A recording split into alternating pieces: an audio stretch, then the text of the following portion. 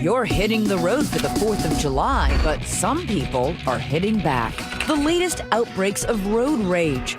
We've all been there, we've all felt it. But did it ever go this far? Holy cow. Right. The lightsabers. Tonight on 2020, it's not what would you do, it's what should you do. Not this. I don't see you touching it now, though. Out of my... Tips for when you're trapped behind the wheel. We noticed this lady in my rearview mirror just weaving. It's crazy. But that was just the beginning.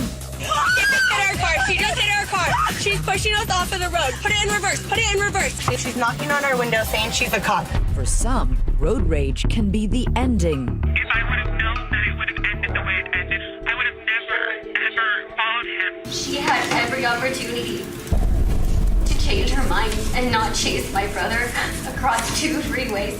In just the last 24 hours, a new assault with 2 deadly weapons, a car and a gun. A man in the red pickup truck pulled out a gun and shot her in the head. They were jostling for position. A promising young life cut short. This is now a murder case. Tonight, Freeway Fury. Hello, I'm Elizabeth Vargas. David is away tonight. Take a look at that. All the traffic and taillights. Typical sight in rush hour in any major American city. But this holiday weekend, it's bound to be worse. Experts say more than 44 million people are expected to be on the roads this Independence Day weekend, more than any other time. And with all that traffic, there are bound to be flaring tempers. So how does road rage start, and what should you do if you find yourself caught up in it? Here's Eva Pilgrim. We all have it in us, even if we don't know exactly where it is.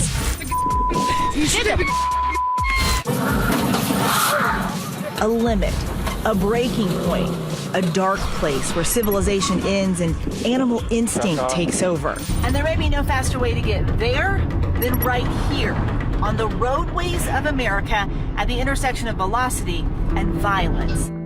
Oh, we have 2 victims here. You've seen the stories leading your local news. Another case of road rage. And polluting YouTube. What feels like a daily diet of road rage reports. Just last week, this shocking video of an incident on a California freeway leading to a multi-car crash. Call 911, Chris.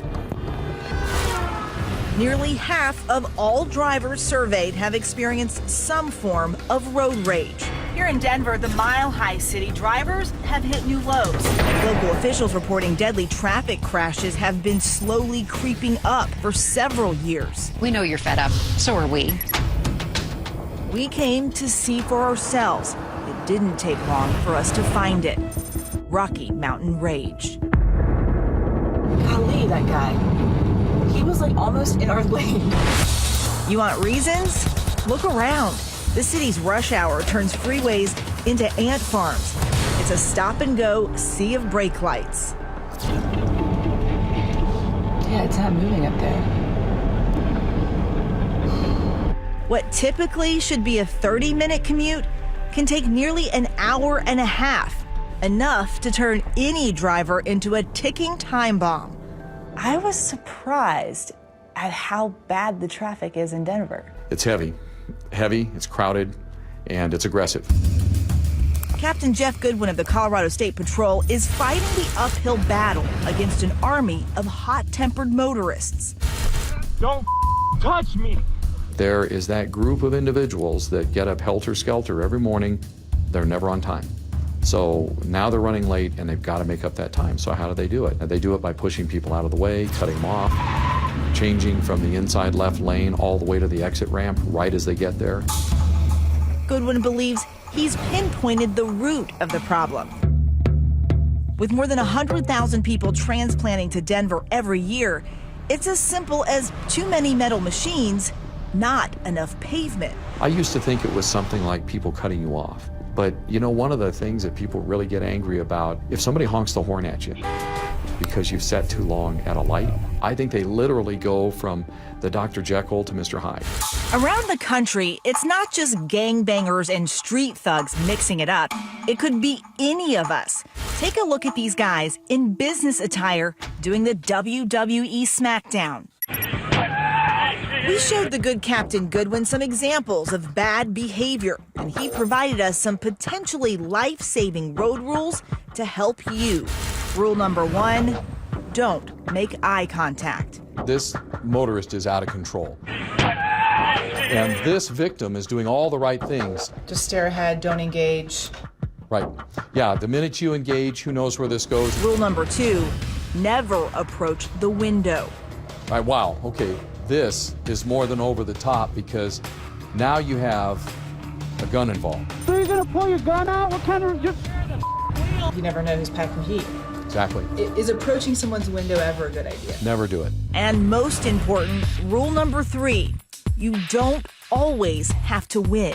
Looks like it's gonna be over. But as we see in this case from Houston, the parties involved just can't help themselves. And here we go. There you go. I mean, now they're at full-blown fist fight. Right, this is what happens. It gets worse. The longer this goes, the worse it's gonna get. It looks like they just need to win the argument. That's what it is. Oh. It was 4:15 when we hit the road with Goodwin and his team. They prowled the interstate looking for bad behavior. We're looking for aggressive drivers. Triggers. Holy which often lead to the road rage we see on the news. This is a 75 mile. Well, we're doing 17 and a 75 at rush hour. I got a lady who was texting if you want to pull her over. Within minutes, Goodwin's team has spotted a common breed, a texter at the wheel. Goodwin says distracted driving, the #1 offense that sends drivers into road rage. And how does that end up leading to road rage? Well, when she's texting, she's not paying attention to everybody else out here. Next, we cross paths with a lead-foot speedster, the deadliest kind of aggressive driver. I could see him in the rearview mirror weaving in and out. He was trying to find that opening. And that's when people get mad. Right. It was now 5:45, the road rage witching hour. Yeah, we're pulling out. Goodwin says the peak time for trouble. And the cops had busted this aggressive driver for skipping the off-ramp and blazing her own trail altogether. Right now, there's a warrant for your arrest. Her prize? Some new bracelets and a ride in the fast lane to the county clink. She doesn't have a valid driver's license either, so that's been canceled and denied, so she shouldn't be driving anywhere. We'd found ourselves at a notorious hotspot. So this is the frontage road where we have a lot of our issues. And got a dose of full frontage fury. So people will be frustrated, they'll come off the frontage road, and then they actually will do this, believe it or not. They will drive here. Holy cow, this is so steep. And they will find that steep drop down to the interstate, and they will bounce their way back down into Interstate 25. All because they're angry about sitting in traffic. Off-roading on I-25. Yeah. As Friday rush hour traffic mounts once again, we spot this guy who thought he could make up time bypassing all the drivers ahead of him, riding along the road's shoulder. But he's going nowhere fast today. Over here. Hey, sir, do me a favor and stay in your car while we do this business, okay? You passed about 7 or 8 cars going alongside them on the right. You went over the white shoulder. That's not a lane for turning. It's not a lane for passing. Like many road rogues, this guy's idea of defensive driving is making excuses for his alleged moving violations. He even called 911 to complain about being pulled over. He stopped me first on the train track with the train coming down the road. And now that he's caught, he's upset, just is not in agreement at all with what's going on here. So that's his beef. There goes a guy. There he goes. Next, check out this blue truck. The driver has jumped the median, passing up other cars, hightailing it the wrong way into oncoming traffic. Captain Goodwin pulls him over, hand on the holster. What was it? You got kids in your car. I haven't seen anybody drive that aggressively in years. He's doing about 90 miles an hour. He damn near hit several cars back there. I charged him with reckless driving. He just didn't plan on having any law enforcement around to stop him today. who don't think it's just a Y chromosome thing. You see a lot of aggressive driving from both sexes. Everybody drives crazy. Yeah, it's... When we come back, we'll prove it to you. Dude, she's gonna hit me! Yes! She just hit our car! She just hit our car! A wild woman at the wheel. We go around and then she'd speed up, so we're kind of like, all right, We couldn't get away from her. And two damsels in distress trying to rescue themselves. Highway horror show when Freeway Fury continues.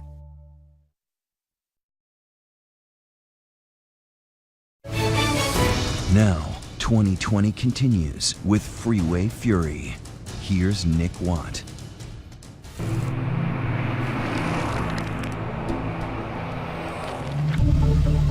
Two young women out on the open California highway.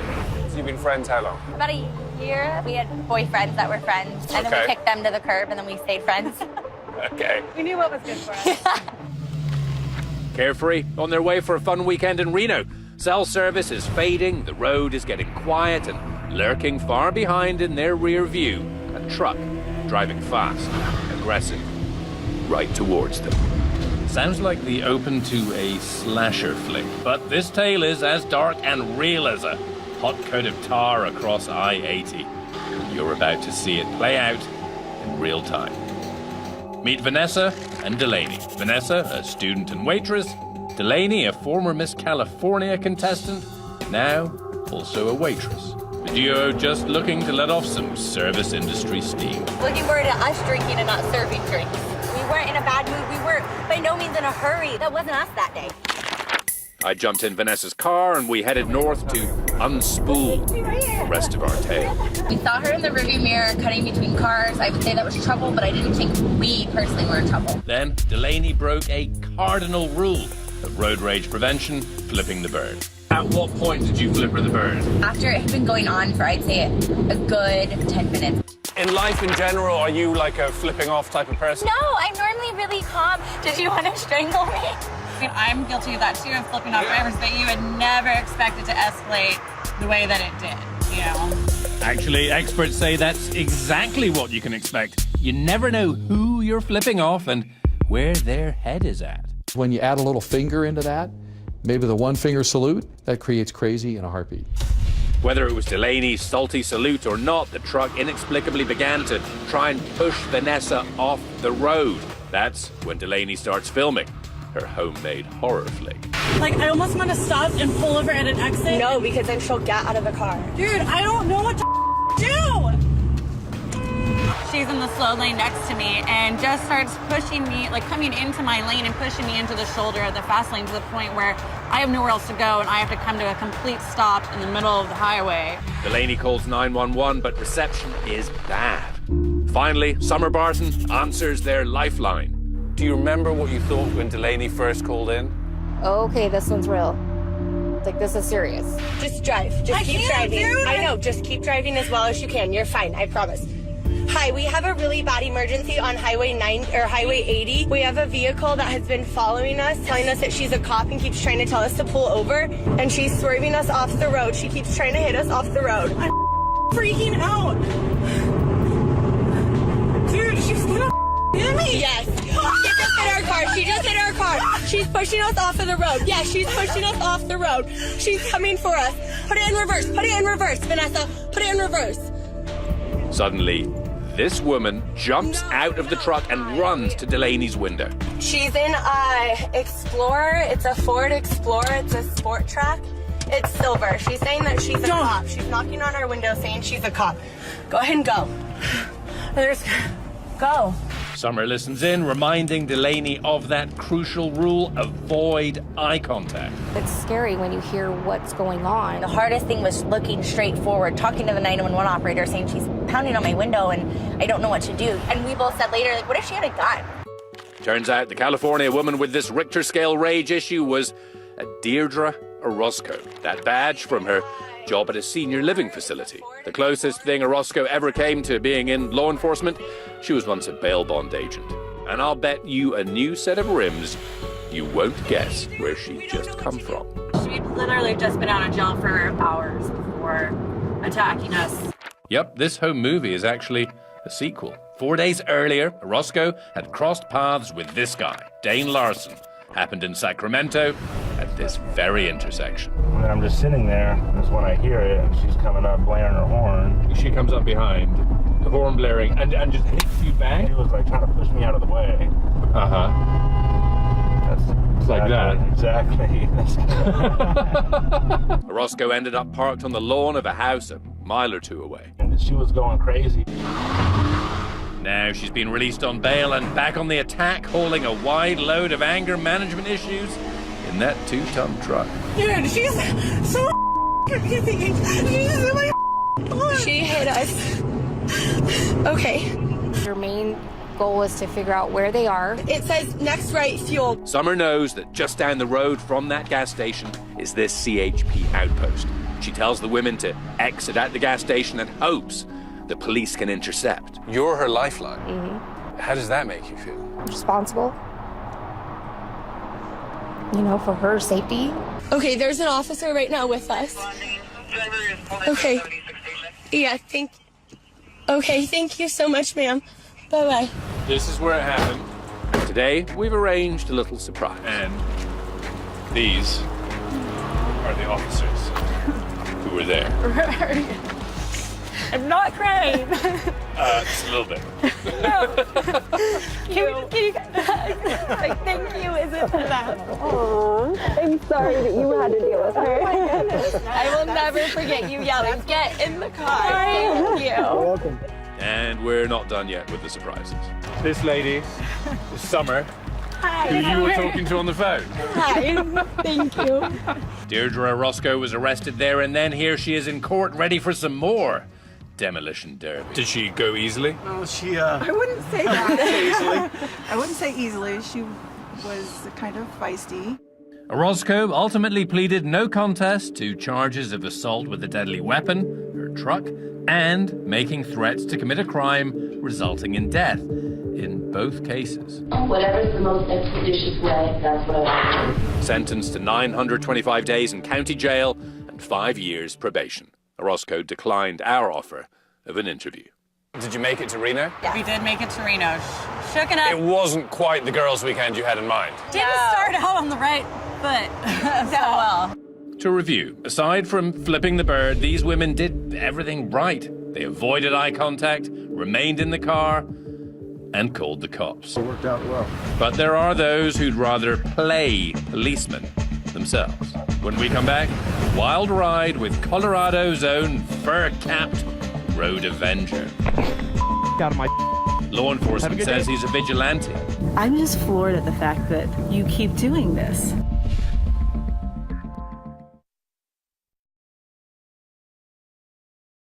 #2020 continues with Freeway Fury. When it comes to road warriors, it seems cars and motorcycles are natural-born enemies. When push comes to shove, literally, some people take the law into their own hands. In fact, one of the most infamous showdowns took place just a few blocks from here. Here's Eva Pilgrim. Most motorcycle versus car clashes start when, in the biker's mind at least, the bigger vehicle doesn't demonstrate due respect. You see right there, he actually taps a biker who appears to have brake checked him a little bit. This notorious 2013 scene on New York's Henry Hudson Parkway was no exception. You can see it, he's stopped. The car's over here. All of these bikes around it. He's trying to get through, and he pushes. You see him. The driver of this SUV fleeing, he says, out of fear, running over a biker, leading to this chaotic chase. I mean, that's the worst case scenario. You act out, you're in fear of your life, you're gonna get the heck out of there, but then they're gonna get you. And so this gang mentality develops amongst all these bikers, and you clearly see they're gonna get you. He's got his wife and his baby inside. Unbelievable. And earlier this year in San Francisco, highway history repeats itself as these bikers attack this Toyota Camry. A driver was beaten and seriously injured after an altercation on a freeway between a car and some dirt bikers. So look at this now. You take a guy down, it's all on camera. Closer to home in Goodwin's backyard of Colorado, this frightening case of Mustang versus motorcycle. They were both egging each other on, and look at this. You have this drastic move to make a point, so there's your last word, and it could have killed the guy. Yeah, it's all about respect, I think, and courtesy. We see this all the time where someone's willing to use a vehicle as a deadly weapon to take somebody else out.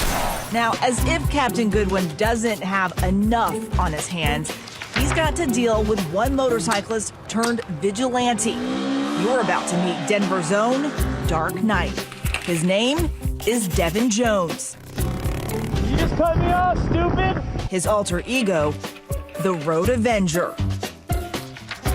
It's kind of a crazy outfit. Yeah, I look ridiculous. Do you think you're a superhero? No, not really. Jones may not cop to it, but these YouTube videos tell another story. The story of a man, his motorcycle, and helmet cam.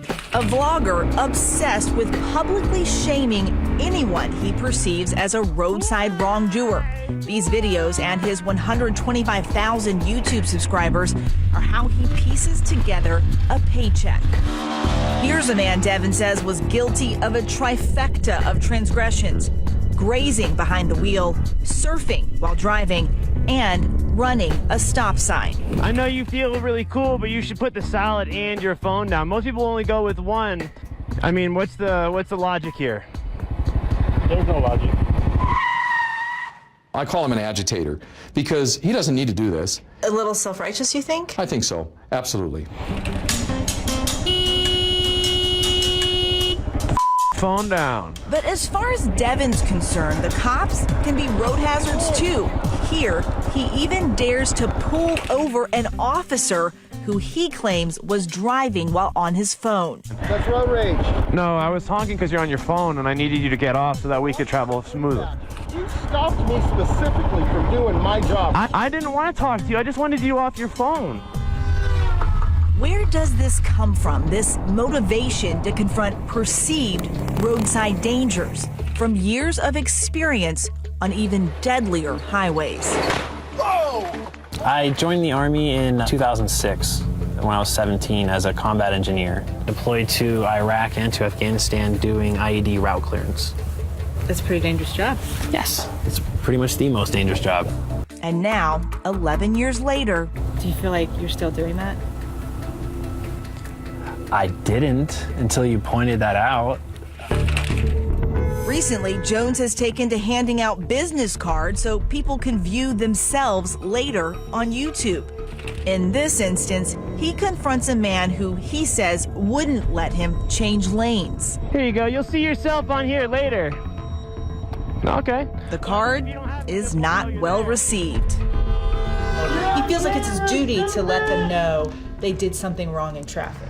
You're on camera, stupid! You're on camera, stupid! It's like he is the vigilante. He's going to show what a cool guy he is by using his camera to almost entice people into an argument.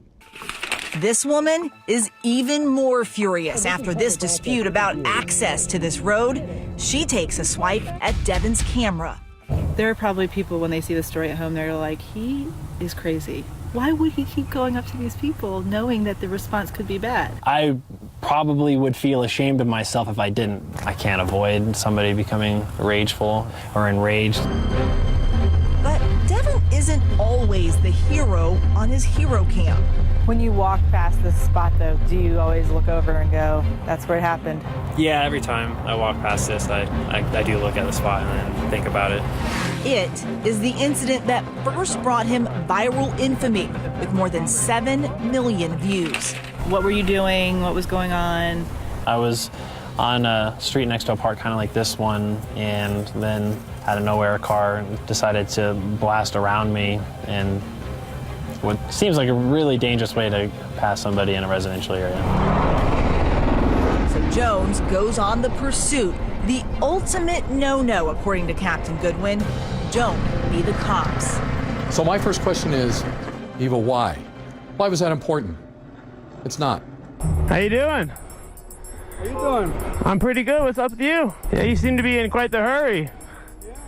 Why are you driving like that? That may sound like an innocent question, but no one is innocent here. And now you have somebody who's agitated. There you go. He's a man. He's a big girl. If there's an inner voice calling for restraint, Devin ignores it. Do not touch my stuff one more time, because I'm going to defend my property. What? Like a... I don't see you touching it now, though. Out of my... What's up? Out of my face. I get a feeling that the motorcycle rider felt like this was completely justified.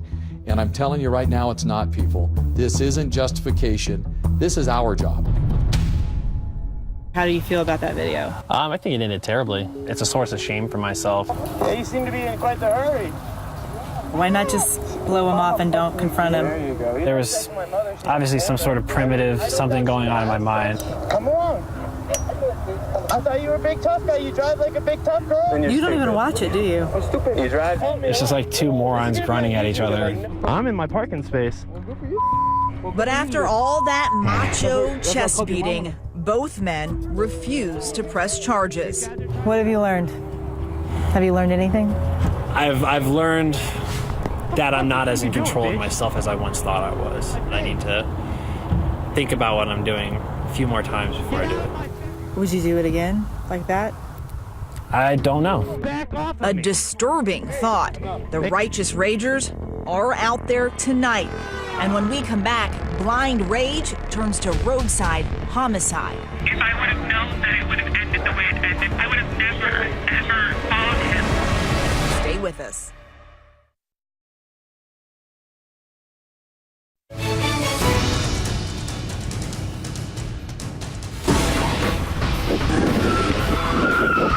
You never know just how fast or how far a road rage incident is going to escalate. Maybe it's just a guy using his phone as a weapon. Maybe it's two dudes having a roadside duel. He's definitely ready to go to battle. He got himself a pipe. But look at this thing break out. Holy cow. Or maybe it goes as far as this crazy scene from Los Angeles last week. He's getting dragged on the freeway. At least everyone in those cases lived. But tragically, it doesn't take much for a road rage incident to go from cursing What the f is wrong with you? to the coroner's office. How bad can these road rage confrontations get? Well, it's murder. From 2006 to 2015, there was a 500% increase in fatal road rage crashes. And just this week, 18-year-old Bianca Roberson was shot and killed in what authorities say is yet another road rage incident. She was a good girl, honor roll student, looking forward to going to college. And a man in the red pickup truck pulled out a gun and shot her in the head, killing her. Tonight, that suspected shooter is still at large. While in Southern California, another road rage killer is behind bars, wrestling with her regret. If I would have known that it would have ended the way it ended, I would have never, ever followed him. Earlier this year, Darla Jackson, a 27-year-old mother with no prior arrest, was sentenced to 6 years in prison after pleading guilty to the voluntary manslaughter of Navy officer Zach Bube. I'm going to commit you to the Department of Corrections, Ms. Jackson, for the middle term of 6 years for the reasons I've stated. The encounter between the two escalated when Bube drove up alongside her on his red motorcycle and kicked the side of her car, leaving a dent and a shoe print. She couldn't believe that he had done it, decided to follow him to get the license plate. Once again, the decision to pursue would end badly. Another motorist captured a few seconds of Jackson's high-speed chase on video, and shortly after this clip cut off, disaster struck. What happens is he slows down. The driver doesn't react fast enough to that to gauge how much he's slowing down. So her nose of her car literally rolls up onto the back wheel of the motorcycle. These photos tell the rest of the tale. The two vehicles become one, skidding together for 315 feet before they became dislodged. Bube hit the ground, and Darla Jackson ran him over. She had every opportunity to change her mind and not chase my brother across 2 freeways. I let my pride get the best of me. I shouldn't have, been speeding. I shouldn't have, anguish she now feels apparent in her court appearances and in her interview with us. My daughter doesn't have her mother for a very long time. It turned out terribly for everyone involved. So I deeply regret what happened. That angry pursuit landed Darla Jackson in prison. In New Orleans, another heated chase landed former Jets running back Joe McKnight in the morgue. We're going to move on now to that deadly road rage incident in Louisiana, where former NFL player Joe McKnight was killed during an argument. According to police, McKnight cut off this man, local IT technician Ronald Gasser. The two then got into a rolling argument, which lasted for miles. Still involved in verbal altercations, cutting in front of one another, zipping around vehicles, on and on and on. That's McKnight's silver Audi following Gasser's blue Infiniti. Minutes later, the cars come to a stop, but the argument continued at full speed. At some point, Mr. McKnight exits his car and goes to Mr. Gasser's car. There continues to be a verbal altercation. During that verbal altercation, Mr. Gasser pulls his weapon from between his seat and the console and fires 3 shots at Joe McKnight, killing him. Did you ever think in a million years he would be the victim of road rage? No. We gotta stop being in so much of a rush to get somewhere. Remarkably, police say it was shooter Ron Gasser's second road rage incident at almost that exact same location. Then this week, at the stoplight, he admits to shooting a man. Justice! Gasser has been charged with second-degree murder. But in Louisiana, a stand-your-ground state, he may yet walk free.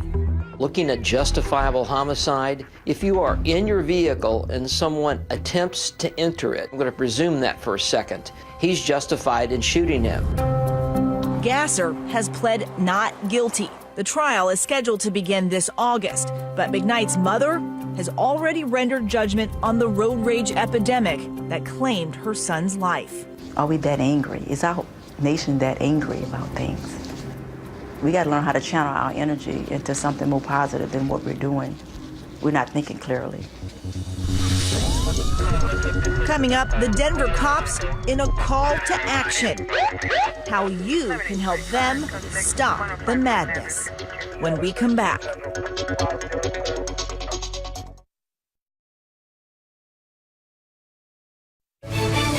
2020 continues with Freeway Fury.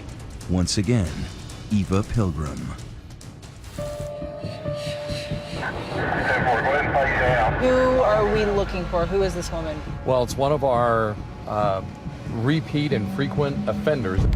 The cops in Denver have had enough.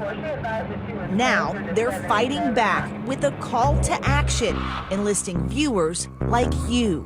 So this woman's been called in how many times? It has been at least 8 times. That's a lot. It's a lot. Goodwin's referring to a special reporting system promoted along Denver's roadways. I just want to report reckless driver.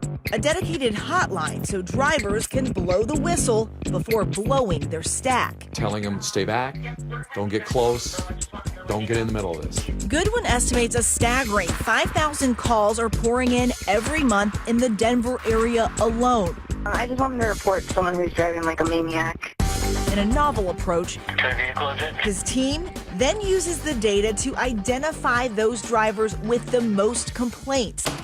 Then they track them down. Half of these things these people did to me. Our Denver affiliate KMGH was there when we get multiple calls on a vehicle. When the state patrol approached this man, he'd received 7 complaints in 8 months. Mr. Douglas. Certain incidences or incidents, I would say a, quote, bad driver would be a totality. His name is Houdini Douglas, and as is often the case, he tries to wiggle his way out of those numerous complaints. Here as I can tell, none of them have any legal ramifications.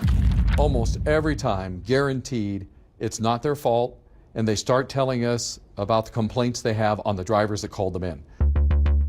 We're with Captain Goodwin as he heads out on the hunt, Robert 512. looking for this woman, Kim Schwartefeger. She's doing all the things that make the other drivers around her upset. We show both units clear with the summons. As we pull into Schwartefeger's apartment complex, So we're looking for a blue car. 1041 on CAD. we immediately spot her car. The numerous dents consistent with its owner's MO. So that's our vehicle. So now we'll take a cruise down here and we'll kind of wait. But our mini stakeout is brief. Before we know it, Schwartefeger is behind the wheel and on the move. Oh, she's going. There's our car. Boom. We follow, but this time it's the captain who's handcuffed.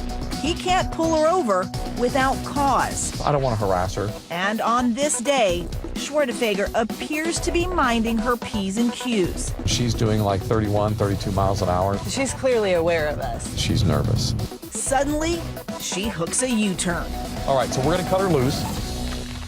3 weeks later, we're back, and this guy has ammunition to help their cause. Her driver's license is not valid, so she should not be operating a vehicle at all. That's the van I took the picture of this morning. Okay. Driving on a suspended license is against the law, something Kim Schwartefeger appears to ignore. It takes a lot to get your driver's license taken away, though, doesn't it? Yes, 12 points in a year's time to actually get your driver's license revoked. So it's back to her apartment. Now it's a waiting game. It's like cat and mouse. And when we arrive, the beat-up jalopy we followed the first time has been replaced. Here's the new Butte. It's a totally different color. Right, I'll probably go back out to 85 and see if I can get her. The next day, in the driving snow, we track her new wheels to the restaurant where she works. We have found the car and we're just gonna go verify that license plate. In a word, busted. So our car is just to the west of us over that tree, and there's a fence. And it's parked in the very back corner that you can park. The men head inside to confront their quarry. But will Schwartefeger come out in cuffs? How'd it go? Well, she thinks that people were calling her in because she was texting and driving. So she openly admitted to that. She knows there's issues with her license. She gets a break and a stern warning. Don't drive or she'll be arrested. 328 2017 for excessive points. She'll have to figure out a way to get home tonight. If she presses her luck and tries to go home, she might end up having to do jail time over all of this. Still, we want to talk to Schwartefeger ourselves, and she surprisingly rolls over faster than a speeding SUV on an off-ramp. Were you surprised when they came to find you? Yes. And my worst is the texting. I was texting. Never hurt anybody, so I really apologize. So you had a lot of accidents, or? I've had about 5, yes. Now your license has been suspended, so you can't drive. Correct. And so what does that mean for you? That means that Uber, it's time for Uber. I don't want to lose my new car. I don't want to go to jail. I've never been. And I apologize that I scared anybody. That's not my intention whatsoever. She sounded so sincere, but bad habits die hard. Last month, Schwartefeger was cited while driving on a restricted license, this time charged with following too close to another vehicle. Are these normal people losing